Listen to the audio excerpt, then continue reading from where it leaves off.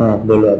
یاد یہ خواب کی طرح یاد ہے. ہاں خواب کی طرح یاد ہے کہ اسٹیج میں بتایا گیا کہ جو دماغ میں درود ہے وہ دعائیہ ہے. ہاں اللہ سے دعا مانگنا. اور جو حکم قرآن میں آیا ہے ان اللہ و ملائکتہ تو اللہ تو دعا نہیں وہ ندائی ہے. الصلاۃ والسلام علیک یا رسول اللہ وسلم علیک یا حبیب اللہ. یہ درود کیونکہ اس کا اشارہ کو نماز میں بھی ہے کہ اس وقت یاد پر ہم بیٹھتے ہیں السلام علیکم ایھا النبی دونوں کا اشارہ اور دماغ میں ہے. مگر یہ خاص درود جو ہے ندائیہ یہ اللہ تو نہیں کہتا اللہم صلی تو الصلاۃ والسلام علیک یا رسول اللہ اور اس کے الفاظ بھی بتاتے ہیں. اس کو ذرا تشریح فرما دیں. ٹھیک ہے. سوال یہ ہے کہ جو الفاظ بتاتے ہیں نا یہ کتاب کی بات کی نا کہ اللہ کا درود کیا ہے اور آپ کو اس سے اگلی بات یہ ہونی چاہیے کہ حضور پاک صلی اللہ علیہ وسلم کو بھی حکم ہے درود بھیجنے کا کہ آپ خود درود کیا بھیجتے ہوں گے. بات ہے یہ غور والی بات ہے. اچھا جس طرح آپ کہہ رہے ہوں آپ ذاتی کریں. اب آپ کی سارے نقطے ہیں کہ اللہ درود کیسے بھیجتا ہوگا. ہم اللہ کہتے ہیں کہ اللہ تعالیٰ درود بھیج اور اللہ کہتا ہے ہمیں کہتا ہے درود بھیجو تو پھر یہ کیا بات ہے نا. یہ ساری باتیں ہیں نقطے کی بحثوں کی. اصل بات یہ حضور پاک کے خیال میں بیٹھ جانا درود ہے. آپ کسی طرح پتہ چلو یہیں سے تو آپ کے بگاڑوں نے پتہ کیا کہ اللہ صلی اللہ یہ کیا کیا تھی اللہ اللہ تو درود بھیج. اللہ تمہیں کہتا ہے کہ یا اللہ صلی اللہ علیہ وسلم تم درود بھیجو تم کہتے ہو تم درود بھیجو. یہ کیا بات ہے یہ یہاں آ کے مطلب ہے لوگوں کے ذہن میں درود کی بجائے بحث شروع کرا دی. یہ تو کاریگری کیا ہے آپ کو نے کہ بس جو بھی درود ہے یہ ندائیہ ہے یہ دعائیہ ہے یہ پاس ہے یہ دور ہے. ایک ہی بات ہے حضور پاک کا نام ہی نام ہے. بس کسی کو بھی بحث نہ پڑھنا کہ یہ کون سا درود ہے. وہ عالم قرآن پاک کی مطلب کسی آیت کو کسی اور آیت کے اوپر یا علاوہ نہ سمجھنا. سب قرآن کا ہر حرف قرآن ہے.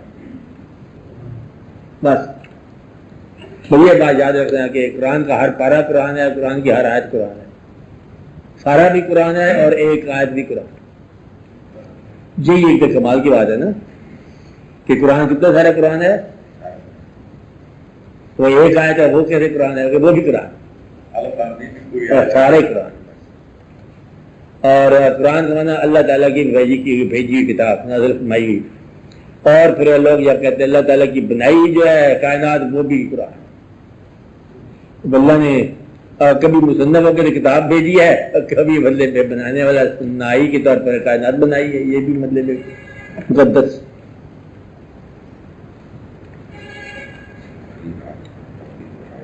آپ بس آپ رجوع رکھو بحث کی بات نہیں ہے. تھوڑا سے بے شمار لوگ ہیں جنہوں نے قرآن سے نہیں پڑھا ہوا اور درود پڑھتے ہیں. اور ایسے بے شمار درود کے الفاظ نہیں جانتے اور درود پڑھتے ہیں درود بھیجتے ہیں. درود کے الفاظ نہیں جانتے میرے یہ بھی نہیں جانتے. مقصد یہ ہے کہ یہ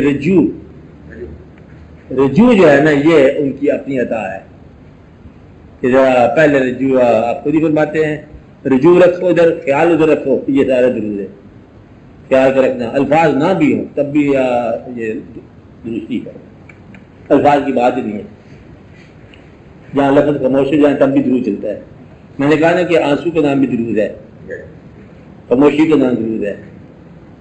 اس خیال کا نام درود ہے. اور آپ کے کسی پسندیدہ آدمی کے قریب ہونے کا نام درود ہے. جب کوئی یہ محسوس ہو کہ حضور پاک کے اللہ کے نام پر مرنے والا کہتے ہیں شہید ہوتا ہے اور حضور پاک کے نام پر مرنے والا بھی شہید ہوتا ہے. حضور پاک کے عشق میں رہنے والا بھی شہید ہی ہے جو اس کے عشق میں رہے. یہ پورا نقطہ بزرگوں نے وعدہ کیا کہ اللہ کی محبت جس سے ہوگی وہ حضور پاک کی محبت حضور پاک کے قریب رہے گا. اور جو حضور پاک کی محبت میں چلنے والے لوگ ہیں نا بس وہی ہے مطلب آپ کے قریب رہنے والے اور آپ بھی ان کے قریب رہا کرو. نقطہ کون ہے صرف نقطہ یہی ہے کہ یا سنسیرٹی ہے یا بحث ہے. بحث نکل جائے سنسیرٹی بدل جاتی ہے. بحث کس بات